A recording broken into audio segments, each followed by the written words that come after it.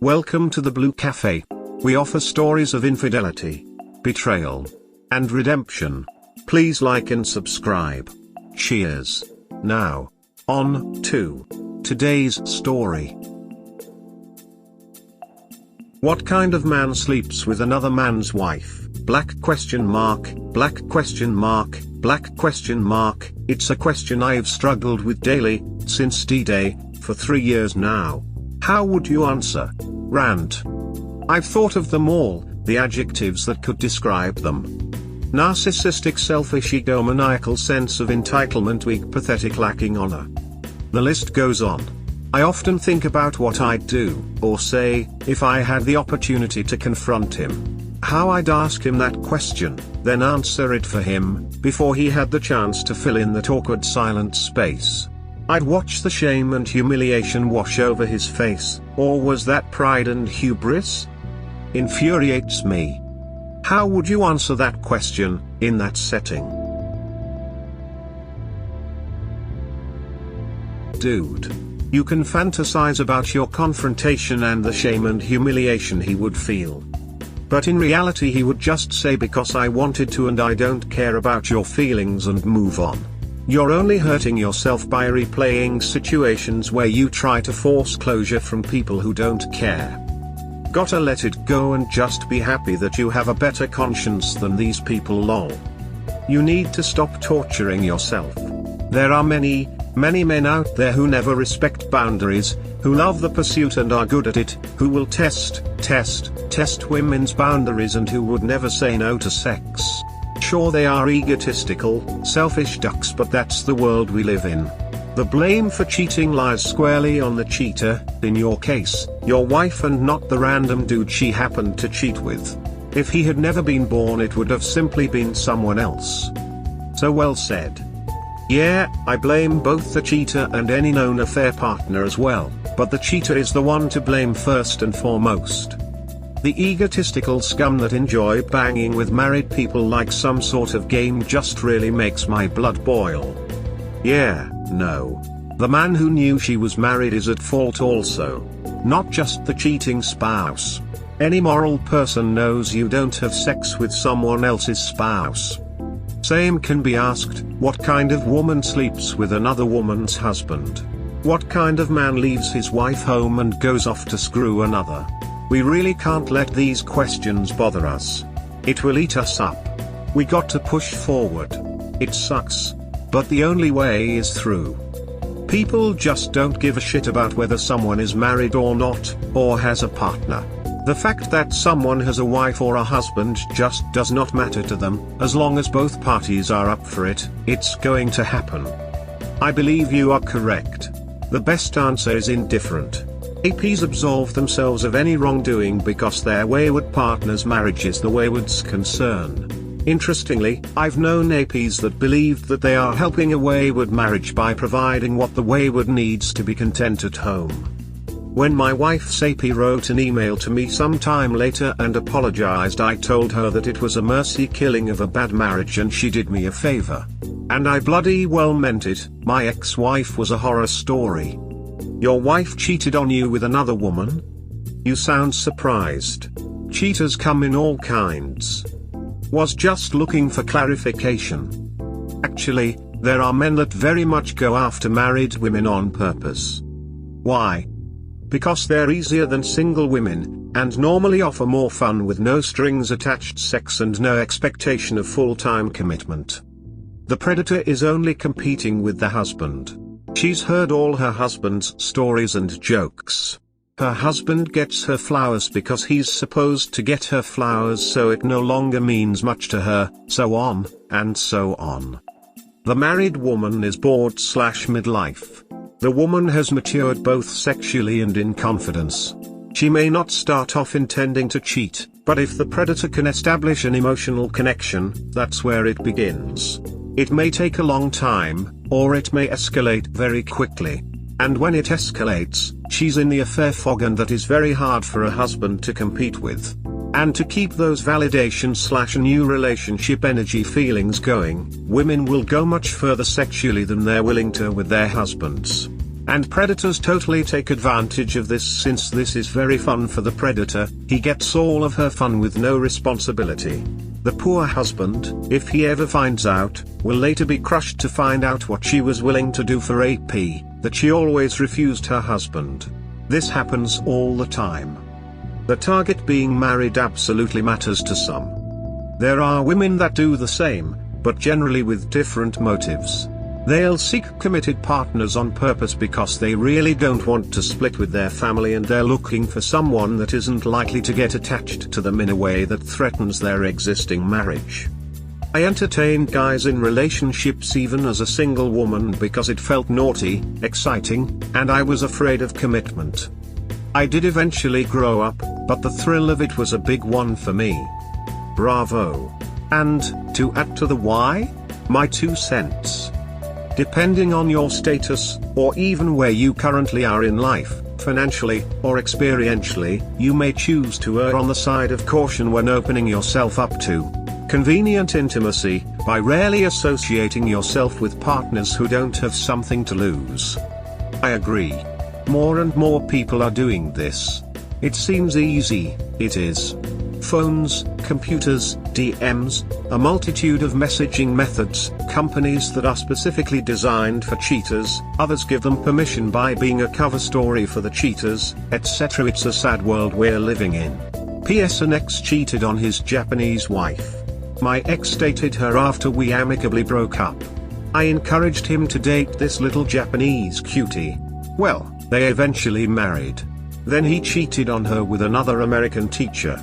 His Japanese wife found out about their affair and demanded a divorce. Also, in Japan you can sue the other party for damages. It's one lump sum. She settled with her husband and the mistress. Good idea here? Or, what kind of woman would give another man a chance to be intimate with her while she's married?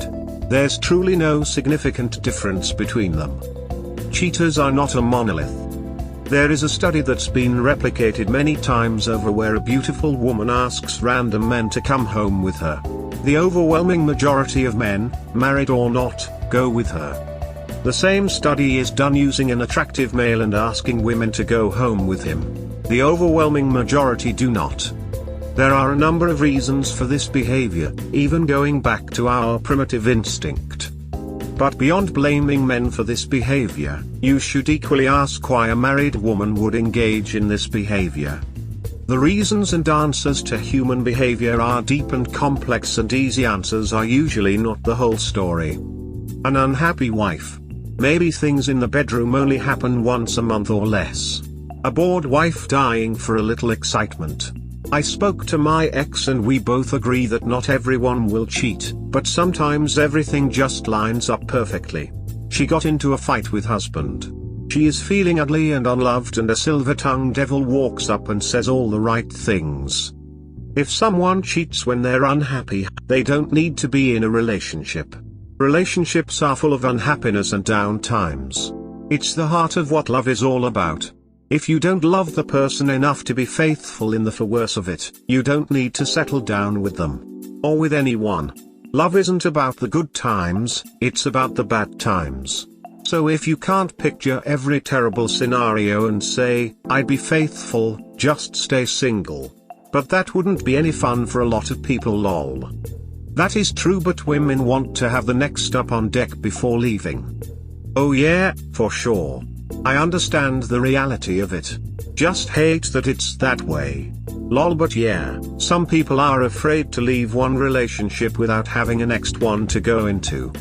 I asked my ex over 12 years ago, and there are those that would never cheat, those that will always cheat, but we both believe the biggest group are ones that were at the right place in the right mood with the right person with the right circumstances. In my early 20s I cheated on girls, and I also cheated with wives, and honestly you could pick out the wives that were at the bar that wanted to have some fun. 1. They weren't regulars. 2. They dressed nicer than everyone else. 3. They usually arrived early 3 to 6 p.m. from work, and they were either alone or with just one wing woman. I bartended early nights, so I got to know them. Sounds really lonely. I drank a lot in my early 20s, too, though. Not the brightest crowd, But I always hope most people from back then grew up. I guess there's a time for all that, and it's usually when someone is young. I bet some of those same women are still in a bar, though, looking for attention. I always felt really bad for the 40-something women still hanging around a bar. Well, after that I ran into my childhood friend and fell in love. About 5 years later her personality started to change and she was having really crazy mood swings, getting violent with people over stupid things. Took her to the doctor, bipolar and manic depressive.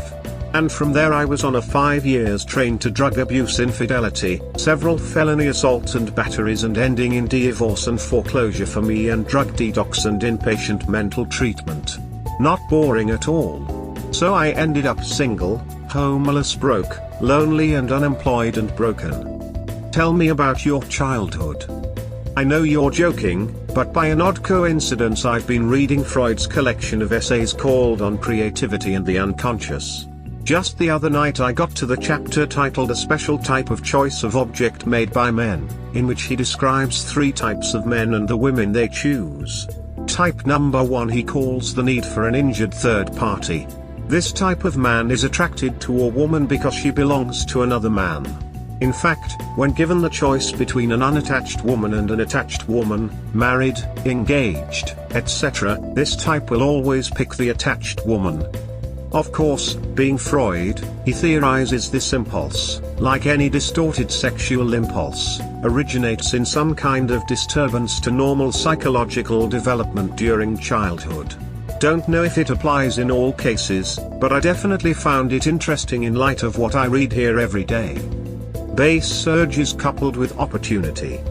That's all it takes. That, and married women are likely to be discreet about the whole thing, making them a safer bet. Safer until the husband finds out, as my retired cop friend would say. As a homicide investigator, he's written up reports on many a dead AP. They never publish that information. If it gets out, it's usually only by word of mouth. There have been many acts of violence that are the result of infidelity. The problem is that in discussing it, many could perceive it as glorification. I took a criminal justice class many years ago, and had to go to psychology sources to get data related to this motive. Sometimes it's a bit more nuanced. The wayward will groom the potential AP for a long time before making a move / demonstrating availability. They will give the potential AP a number of justifications for why it's okay to cheat with them. The marriage is a sham, they never go out, dead bedroom, fallen out of love, abusive, ignores them, whatever. With the full armory of justifications, the AP believes the lies they've been told, and this solidifies that what they are doing is not too bad because the marriage is already bad and likely soon to be over. This is why confronting an AP and asking such a question isn't a good idea. There won't be a stunned silence. They will tell you exactly why they thought it was okay, and it won't be gentle. They won't feel shame or humiliation, you will. They ducked your wife in ways that she wouldn't act with you. If you do get in first, then they'll just tell you afterwards, become violent, ending with you catching a charge, or take a legal route themselves as you are a threat. Everyone's behavior makes sense to themselves. The AP will defend their position by attacking yours. Never give AP any power or a stake in your relationship.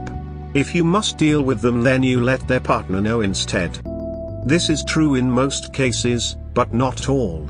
My WHAP knew all about our reality. She wasn't groomed, she pursued, she cyberstalked when they went North Carolina, and so on. I confronted her online and she crumbled. It would have been satisfying if it hadn't filled me with pity, and then she still tried to contact him again. There were no excuses, just a spiral of shame, jealousy, sadness, It felt good for the first 30 seconds, then it felt sad and awkward. I don't recommend it. With the full armory of justifications, the AP believes the lies they've been told, and this solidifies that what they are doing is not too bad because the marriage is already bad and likely soon to be over. Yep, the excuses or just lack of any moral code whatsoever, they'll bang for whatever reason they find opportunistic. They won't feel shame or humiliation, you will. They ducked your wife in ways that she wouldn't act with you. Yeah, and that's the bit I imagine hurts the most. Why would a wife give it all she's got to some random dude who's done nothing to support her up to this point, yet be as basic, bland, or unwilling as possible in the bed for her own husband? The selfishness and lack of respect, love or appreciation is screwed up. There are some that truly believe that all is fair in love and war. Their wants are more important than anyone else's. There are others that just don't care. They are not cheating on you. It's not their problem. There are some that seek committed partners. That way they don't need to worry about being asked to commit themselves. In other cases they seek the married because it is evidence of someone who will commit to them. There are others that see this as a sport. Look who I banged, the more resistant the better. In most of these cases it is not about you at all. They didn't cheat on you, your partner did.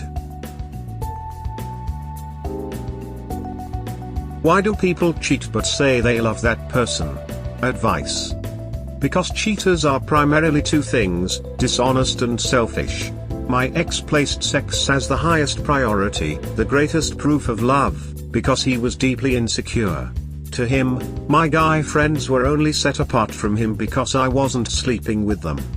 This may not apply to all cheaters, but I think my cheating ex at least did not know what love really was. So when he said he loved me, he really meant he valued that I wanted to sleep with him and thus made him feel special. Sad, really. This. Because they are broken. Because they lost hope. Because they don't love themselves. Because they are afraid. Because they don't think they deserve to be loved. Because they are afraid of losing the one they love. Because they don't know how to deal with the pain they feel inside. Because they don't hold things inside when they should open up. Because they don't know what their self-worth is.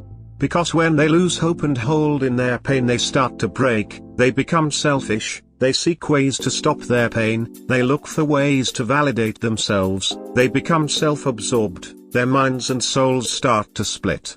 Because they are cowards. Some cheaters don't want to hurt the ones they love, but they lose themselves along the way. When they wake up they can't believe what they did, who they become, and they selfishly hurt the one they cared for the most. They will spend years hating themselves and reflecting on what they did to the one they loved. If a cheater actually loved the one they claimed to have loved, they deserve the hell they will go through. The one they cheated on didn't deserve what was done to them, and the cheater will have to live with that as well. I'm sorry this happened to you. If it helps, the person who hurt you may have not done it with any cruel intentions. It's like being under a spell. But this does excuse them in any way, and they need to face the punishment of their actions or there is no chance for them. You were hurt not because of anything to do with who you are. You were just unfortunate to care about someone who was broken inside. This might be true in some cases. Not all cheaters are broken inside. Some are just selfish. However, what does I love you means, not everyone has the same conception of love. So when someone say I love you, it might be because the pain you feel is too strong for it not to be the result of love, or because they think it is what you want to hear, or maybe because they are afraid of losing you. There is no real answer to this question. Everyone is different. This is exactly true. Hurt people hurt people. This is a very thoughtful response, and a brave one considering where it's being posted. And I dare say it sounds like it comes from experience. If I'm wrong, please forgive me, but if I'm right, thank you for your insight. I wrote something on here that I stand by, but what you wrote does resonate with me. My post was from the perspective of what I felt on D-Day, and on that day there was nothing but pain and rage. But something you said reminded me of a conversation we had days later once my emotions had cooled to the point I could talk to her somewhat civilly. I wanted to know why. I needed to know why, and still do to a degree, as I said in my post. Your post reminded me of something she said. She said that she didn't think she deserved me, which was ludicrous, and in a way she thought she did what she did to prove it. She said she never loved her AP, and neither of them planned on leaving their spouses. He was married with young children. She said she hated it from the moment it happened, which I have reason to believe based on her actions the day it happened and those that followed. I would later learn that she was crying so hard afterwards that her AP was afraid for her to leave the hotel until she got herself together.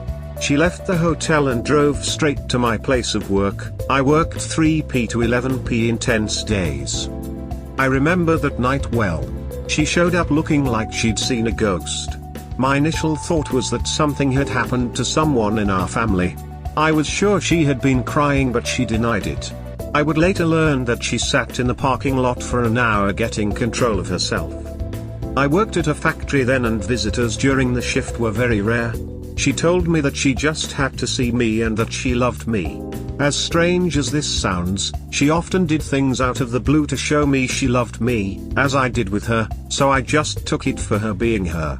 I walked back to my job station thinking I was the luckiest man in the world. She said she meant to tell me that night, but couldn't bring herself to do it. D-Day would come a month or so later. I'm sorry. I didn't mean to spin a yarn here. Your post brought back some things I'd long forgotten. But it made me think of some of the things that would come out in the weeks following D-Day. The bottom line is I appreciate what you wrote. God bless. Because cheaters are liars. I legitimately do not think this is true. People who cheat are using cheating as an unhealthy coping mechanism for something in their life that causes them distress, and lack the tools to handle it responsibly. In the end, they're capable of love, but they often either have a warped perspective of love, or cannot put that love above their compulsions. Does it make cheating okay? No. Does it excuse cheating? No. But the same way dismissing their actions as they just lied doesn't truly define them, it doesn't benefit you either. Because if you can't understand how they think or won't take the time to break down what led them to do what they did, how will you have a thorough understanding of how to avoid it for the next relationship? How do you keep yourself from being played or blindsided? By understanding. By taking the time to understand. Not so you can give them forgiveness, BC it's yours to give at your pleasure, but so you can use what you get from that experience to protect yourself. I for the most part completely believe this is true in lots of circumstances, not in all.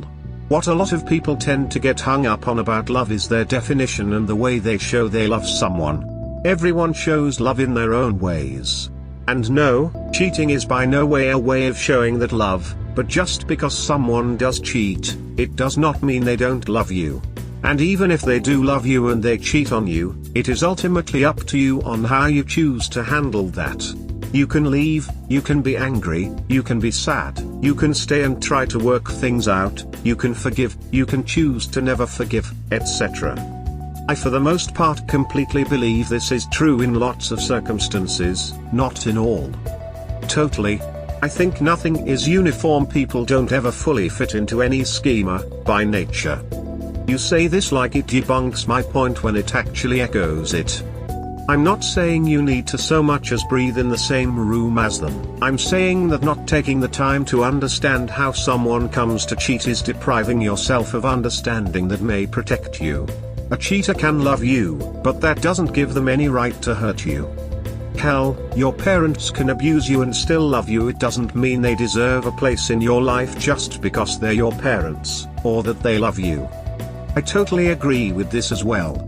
If I stop at every person who hurts me or offends me and try to understand his motives and why he did that, it will not change the action first and it will not help me recover. This is objectively untrue. The vast majority of people who come here want to understand, specifically will help them get past their betrayals. Additionally, you are referencing interactions with people who come and go. I'm talking about interactions with people you'd be interested in dating. Understanding how people you date can project generic signs of being a cheater, or if they have issues that aren't facing or are actively solving that could lead to cheating, is a massive leg up in the dating game. I was single for one year after a split with my now fiancé, unrelated to infidelity, and I met 3 women. 2 showed signs they were a cheater, and I actually caught one in a lie that exposed a boyfriend that was on the way out of her life. More like she was interested in monkey branching with me. So no, studying the methods of randoms who hurt you isn't pertinent, but even that is useful in knowing how to avoid people like them that will happily take advantage of you. Understanding the tells in a potential life partner? That could literally save you a decade you could have spent with someone who wasn't on the track to hurt you/abuse your trust. Even your analogy, alone from the fact it isn't necessarily true, isn't true. That said, I never said you should spend time with them, because if they hurt you I 100% advocate leaving every time. I'm saying knowing why they did it, understanding how they think and view the world, and how personal issues can manifest as dysfunction can help you protect yourself. That's it. Never say take your wayward for breakfast and write their biography. You are attributing more than I said to what I said. Edit, you downvoted 15s after I posted. You're not even reading what I'm saying and are strawmanning because you're unable to look past your perspective or your hurt, and are taking some personal offense to my commentary because it makes you feel negatively about yourself. Maybe reflect on that if this pisses you off so much. I'm ignoring you. Just letting you know, I knew I'd have to sort by controversy to get a real answer that wasn't cheaters are disgusting scum. Thank you for giving and elaborating on a real answer. Adult children of emotionally immature parents, not directly related, but an exceptionally good baseline for understanding how trauma and dysfunction can be learned/taught. It didn't start with you. Not just friends. Post-infidelity stress disorder. I have more if you'd like my full library. And general observation. It usually comes from somewhere they aren't managing responsibly and they cheat as a way to cope. The reason they lash out and come up with the BS excuses is to cover for that part of themselves they aren't willing to change. These things can warp their perspective of love, or overshadow their ability to put another first, but it doesn't flat out remove that part of their brain. Whether it's stress, an inability to let go of situations without closure, an ever-increasing need for attention, a constant need for validation, trauma, BPD, schizophrenia, etc. If they took the steps to handle those issues, or at least reached out for help, most of us wouldn't be here.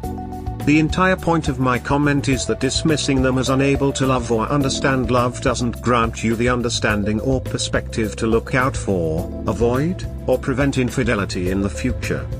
People are just flat out more nuanced than that, awful people or not. When my therapist and my friends ask me why I feel so much empathy for my WH 6 weeks after D-Day, without having experienced this before and without having read any of the books listed above yet, though I do have a few and plan on reading them when I'm ready, it's because of exactly what you've said here. Intuitively, I know that he had an affair to cope with his bottled up, untreated and unmedicated and hidden from me for years, PTSD, bipolar disorder, and major depressive disorder. Instead of turning to me for help, he sought external validation because that was easier, that would postpone having to actually face the root of his problems. Maybe it didn't start out as a conscious choice, but at some point, he chose to continue down that path, when that friendship of his turned into an EA and then again when it turned physical. Does that make the cheating okay? Nope. It does not excuse his behavior, it explains it, it gives it context and nuance, but that does not make it okay.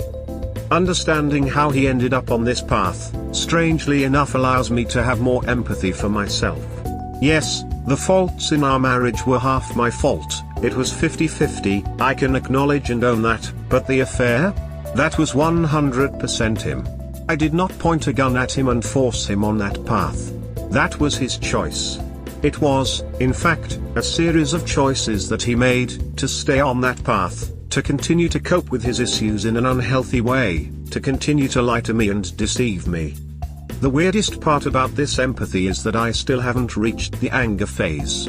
I should be angry, furious, but I just feel defeated, devastated. And I'm so tired. And holy shit, I just wish he'd go to ducking therapy and finally take care of his mental health, not just for his sake, but for anyone else unfortunate enough to have a relationship with him. I think you have asked the golden question. My D-Day was 35 years ago, so I've had a lot of time to think about that question. I still can't answer it with any degree of certainty. In fact, that's one of the biggest reasons I check in on this sub. I'm hoping some wayward spouse will explain it in a way that makes sense to me. So far, despite reading tons of the stories here, none have. At this point, that question, and a couple of others related to it, are the only unresolved issues I still have. My memory of D-Day is strange. Some of it is burned into my brain with crystal clarity, while some of it is a blur. This isn't an age thing. It's quite normal when rage, agony, incredulousness and shock are thrust upon you in the space of 30 seconds. But I remember that she must have told me she loved me 1,000 times over the course of that evening, and every time she said it, it pissed me off even more. It didn't make sense. I'm standing across from a person who has just gutted me and hurt me in the worst way anyone ever has, before or since, and they are telling me they love me. And the CPU in my brain is rejecting this data. See Aristotle's law of non-contradiction. Two contradicting philosophies cannot both be true at the same time. I love you input/output error. When you love someone, you care for them, protect them, respect them. You have their back in all things. If you truly love someone, it should be impossible for you to intentionally destroy them. Here's a couple of others from the Cheetah's Greatest Hits album. It didn't mean anything input/output error. Oh, so you destroyed me personally and our marriage in general for nothing. Good to know. You are the only one I want input/output error. Obviously not, or we wouldn't be having this conversation. It was a mistake input/output error. No. You didn't trip and fall onto his penis. This was a deliberate choice and an aggressive act. See, I love you. And the granddaddy of them all and my personal favorite, I don't know how/why I did it. Input/output error. Yes, you do. You had an itch and decided to scratch it, knowing full well the potential consequences, but you didn't care, which makes your I love yous null and void and the whole thing starts over again. Good luck on finding a satisfactory answer to your question. If you do, please post it. God bless.